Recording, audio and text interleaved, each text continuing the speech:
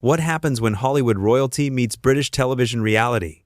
When privilege collides with principle on live daytime TV in just 44 seconds, one explosive comment would shatter the calm of the Loose Women studio and send shockwaves through millions of viewers watching from home. The ITV studios in London hummed with their usual pre-show energy. Ruth Langsford, the seasoned presenter with over 2 decades of broadcasting experience, reviewed her notes one final time. Today's guest was supposed to be a friendly chat, a light-hearted conversation about new projects and life updates. Nobody could have predicted what was about to unfold. Good afternoon and welcome back to Loose Women.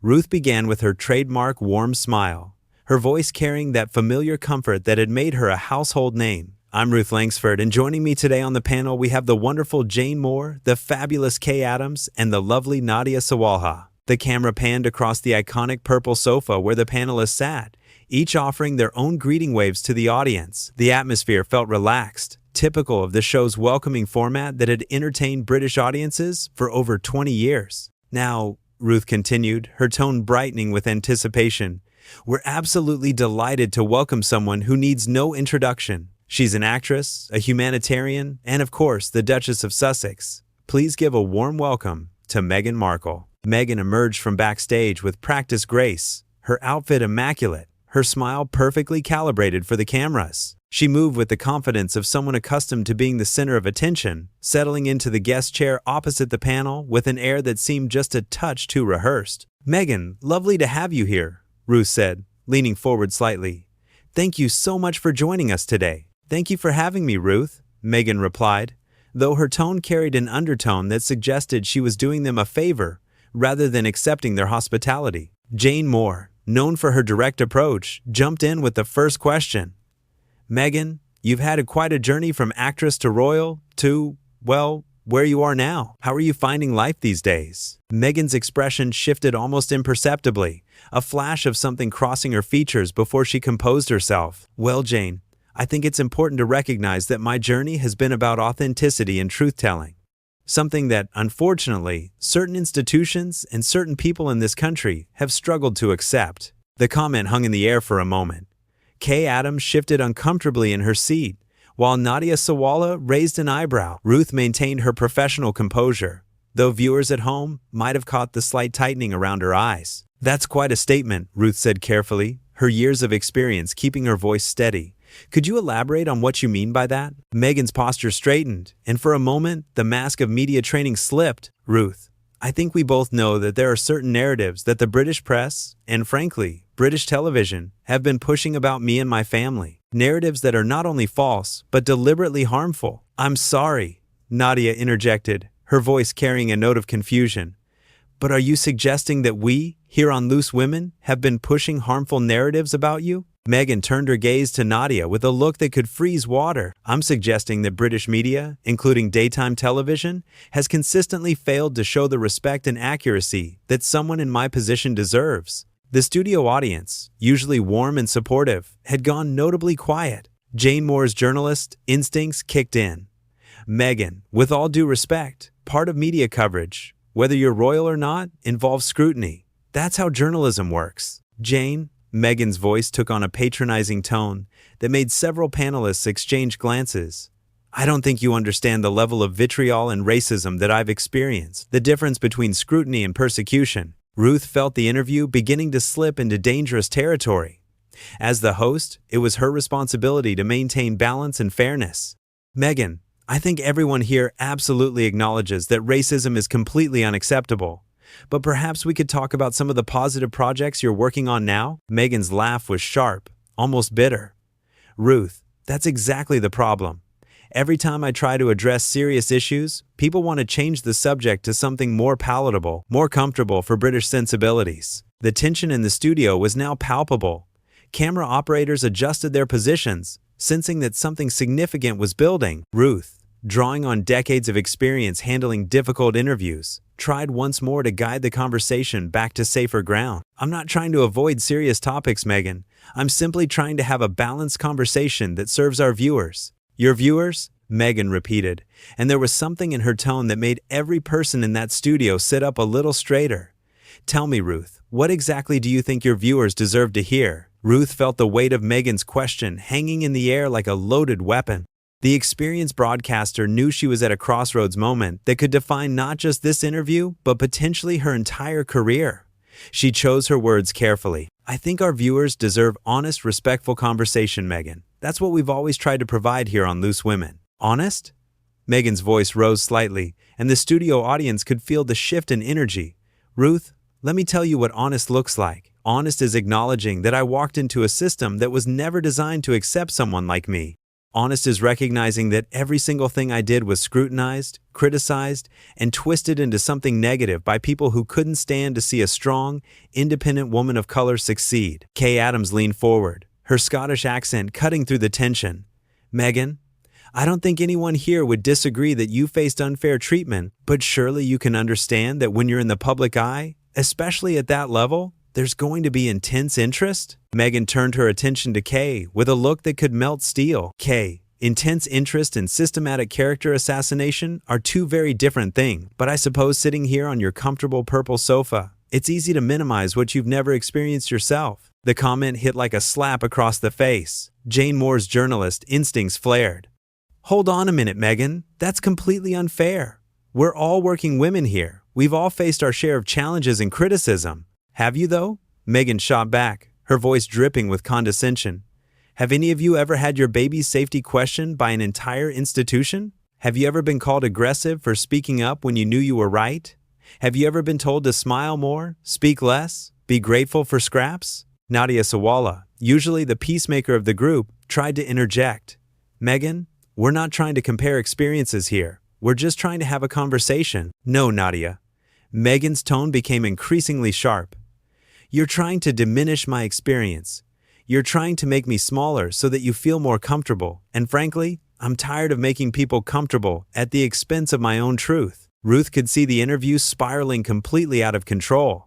As the host, she had a responsibility to maintain some semblance of order. "Meghan, I think we all want to hear your truth, but perhaps we can discuss it without attacking the people who invited you here today." The words seemed to hit a nerve. Meghan's eyes flashed with something dangerous. "Attacking? Ruth, if you think anything I've said constitutes an attack, then you clearly have no understanding of what a real attack looks like. You have no idea what it's like to have your character destroyed by people who have never even met you." "But we have met you," Jane said quietly, "and right now, you're being quite hostile to women who are simply trying to do their jobs." The studio fell silent except for the barely audible hum of cameras. Meghan stared at Jane for a long moment, and when she spoke, her voice was ice cold. "Hostile? Jane, you want to see hostile?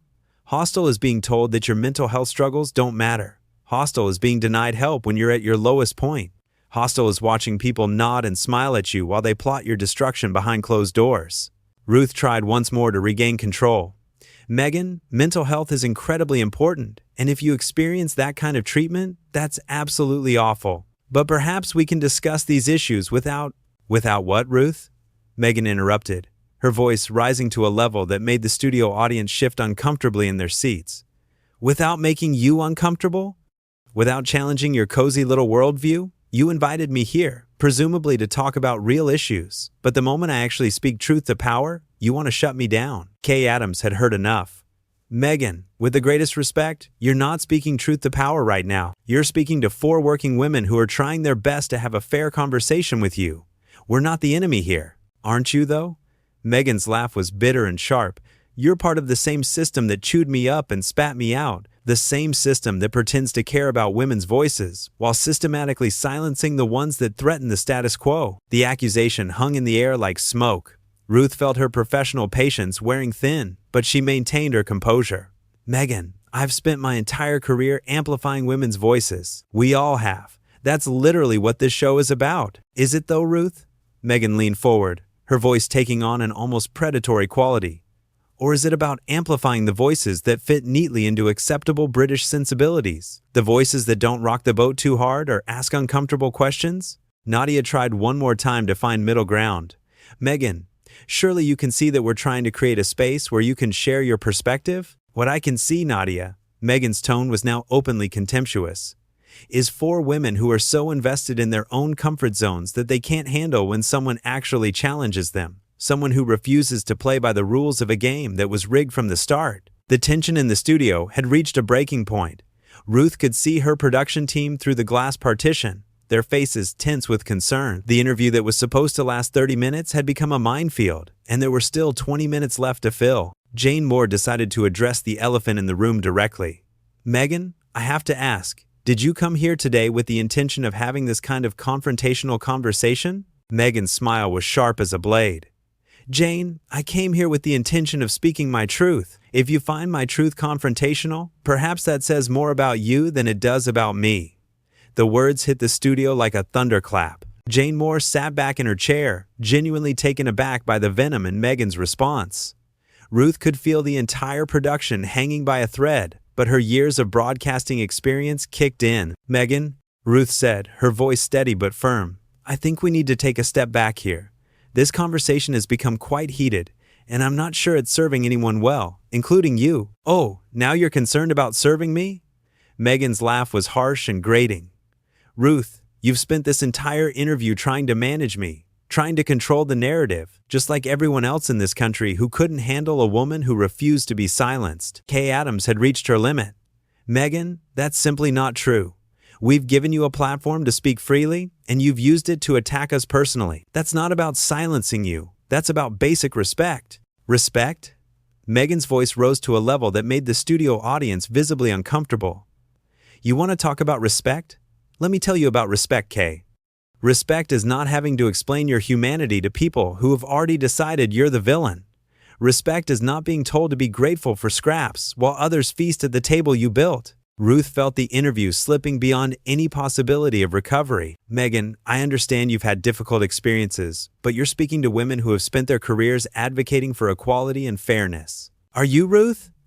Meghan's eyes blazed with something that looked almost unhinged. "Because from where I'm sitting, you look like 4 women who are so comfortable in your privilege that you can't recognize it when it's pointed out to you." The word privilege hung in the air like a curse.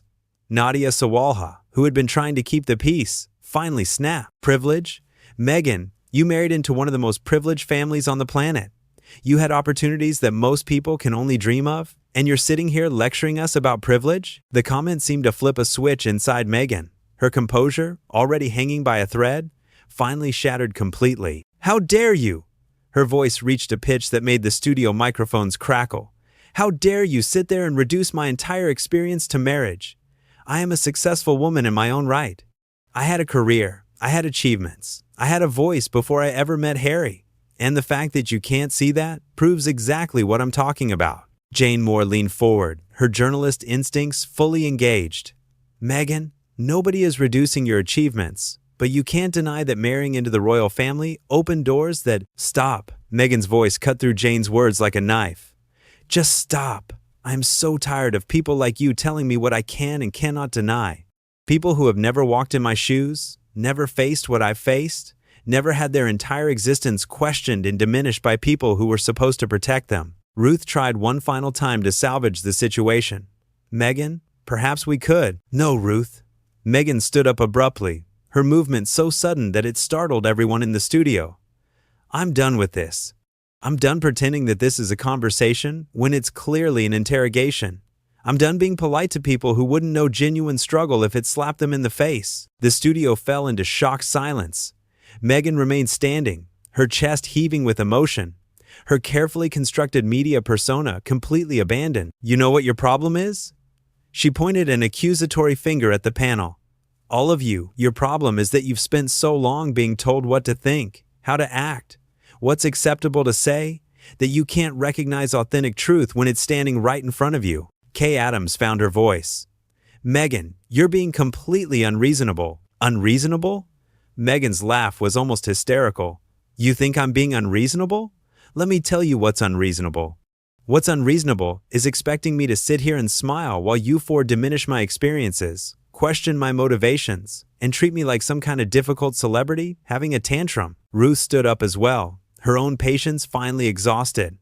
"Meghan, that's enough. We invited you here as a guest, we treated you with respect, and you have spent the last 20 minutes attacking us personally. This is not acceptable behavior." "Acceptable?" Meghan's voice reached a crescendo that seemed to shake the very walls of the studio. "Ruth, You want to talk about acceptable? What's not acceptable is the systematic racism and misogyny I faced. What's not acceptable is being told to shut up and be grateful while my mental health deteriorated. What's not acceptable is coming on a show that claims to support women only to be ganged up on by 4 women who can't handle hearing the truth about their own complicity. The word complicity seemed to be the final straw. Ruth's professional mask finally slipped, and when she spoke, her voice carried the full weight of her decades in broadcasting. That is completely unfair and completely untrue. We are not complicit in anything except trying to have a civil conversation with someone who apparently came here looking for a fight. A fight? Meghan's voice cracked with emotion. You think this is me looking for a fight? This is me, finally refusing to be silenced by people who think they know better than I do about my own life, my own experiences, my own truth. Jane Moore had heard enough. Meghan, your truth doesn't give you the right to attack people who are trying to help you share it. Help me? Meghan spun around to face Jane directly. You call this help? This is exactly what I'm talking about. This condescending, patronizing attitude that treats me like I should be grateful for whatever scraps of platform you decide to throw my way. The studio was in complete chaos now. The audience sat in stunned silence, unsure whether they were witnessing television history or a complete breakdown.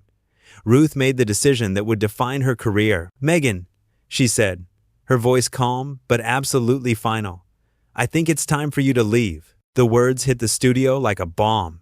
Meghan stared at Ruth for a long moment, her face cycling through shock, rage, and something that might have been genuine surprise. Excuse me? You heard me, Ruth replied, her composure completely restored. This interview is over. You can leave now. For the first time in the entire interview, Meghan seemed genuinely speechless. She looked around the studio, at the cameras, at the audience, at the 4 women sitting on the purple sofa who had just collectively decided they'd had enough. You're kicking me off?